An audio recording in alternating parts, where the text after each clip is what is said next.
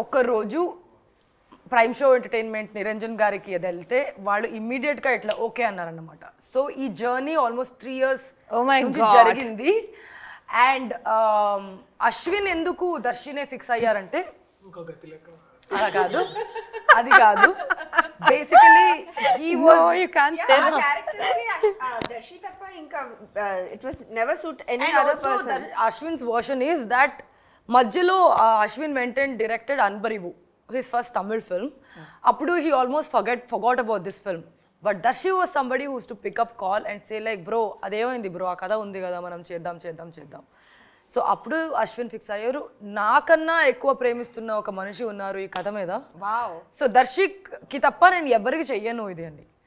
So Darshi ki nammaka meeda and Ashwin oka bharavasa meeda tarvata, you know, all of this travel happened. So that's the reason he is like this story.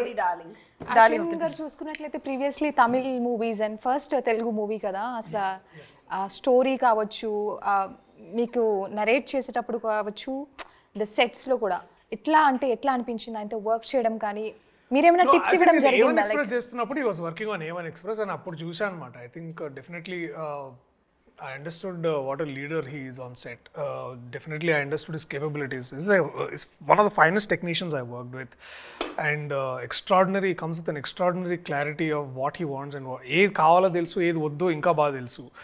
And ఒక point తర్వాత every film మేకర్కి, every ప్రొడ్యూసర్కి ఏంటంటే ఎంత మీరు ఫిల్మ్లో ఎంతైనా చదువుకోవచ్చు, కానీ చాలా ఇంపార్టెంట్ క్వాలిటీ కామన్ సెన్స్ అనమాట. అది మా ప్రొడ్యూసర్లకి, అది మా డైరెక్టర్లకి చాలా చాలా కరెక్ట్గా ఉంది. ఎక్కువ లేదు, తక్కువ లేదు, కరెక్ట్ ఉంది వాళ్ళకి. అండ్ సో ఇవన్నీ ఏంటంటే this is a deadly combination. ఏమవుతుందంటే బేసికలీ ఈ అమాల్గమేషన్ బేసికలీ ఇటుకకి సిమెంట్ పడ్డట్టు కరెక్ట్గా దిగిందనమాట. సో ఇక అట్లా మంచిగా సెట్ అయింది. And I knew that this man's potential is there.